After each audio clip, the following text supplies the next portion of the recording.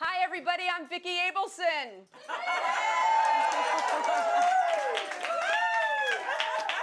We've never done a one-person show before. But if there is one person to do it with, who but that man? Please. Sit down. Will you sit down, please? Sit down. I think I'm pleased to be here. I only say that because if it doesn't work out, I will not have been pleased. But I do have something for you. I didn't know which of the stories to either read or talk about, and my father, who I write about a lot in this book, my father is I think the reason I am who I am, in the sense that he was an inventor. I don't invent with my hands, but my mind does what his hands and mine did. He was an inventor who invented a lot of things that got patented, like the self-winding wristwatch and the battery clock. He invented the battery clock and many, many other things. But he sat at a bench overlooking a schoolyard where children played. And he was there all my life. He worked at home all my life. And this is a story that I wrote called The 35-Year-Old Filling. I could read it to you, but it's so easy to tell. My father was a Stoic. The loudest complaint I've ever heard was,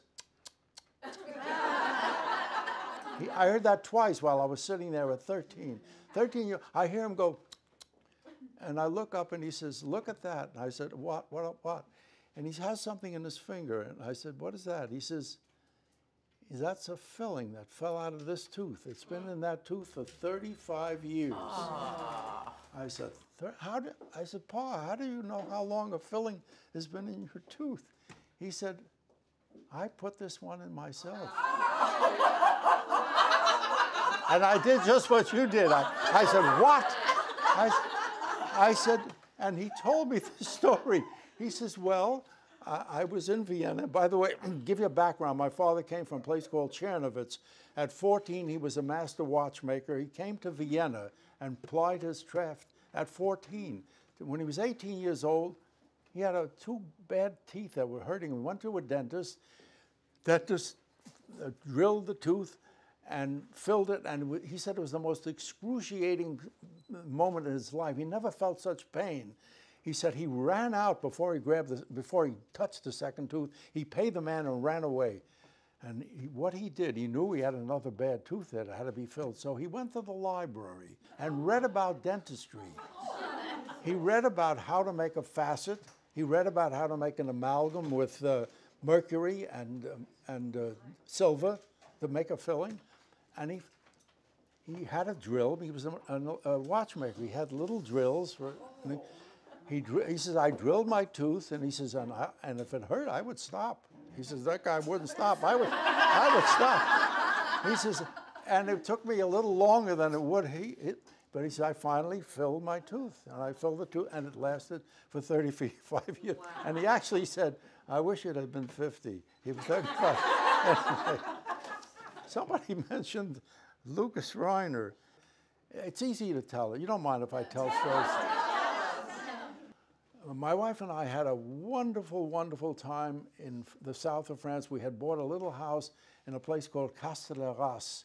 For a long time, none of the children wanted to go there. They'd rather play with their friends in the summer. And Stella and I had a wonderful 2 months there. This time, Lucas was 16, and he came with his friend, Kevin. Lucas is 16, and we're traveling along the coast, and we see the beach at Saint-Tropez. And I said, well, let's go see that beach. It was a nude beach, you know, we'd heard about it. So we get out of the car, we walk on the beach, and as we're walking, two of the most beautiful women with the most beautifully gifted women. They were gifted, magnificent bosoms. They're coming at us, and my wife and I looked at the two boys. There's not a reaction. There's no reaction at all. And my wife and I says, look, we'll sit down and sit in the sand for a while. It takes the sun. You guys go for a walk. And that's what they did. They went for a walk. About a half hour later, an hour later, they came back. no reaction. How did you do? Fine, everything's fine. We get in the car, and it's 1 hour ride back from Saint-Tropez to Castellarras. And Lucas and Kevin in the back seat, silent, quiet. I'm trying to make conversation. I'm saying, pointing out the restaurants and the towns, and they're monosyllabic. Yeah. And we're about 2 minutes from the gate to our community, and Lucas has not said a word, nor has his friend Kevin. And we're about to go through the gate, and I hear this voice in the back seat. It's Lucas at 16. And he says very measuredly, "This has been the greatest day of my whole life."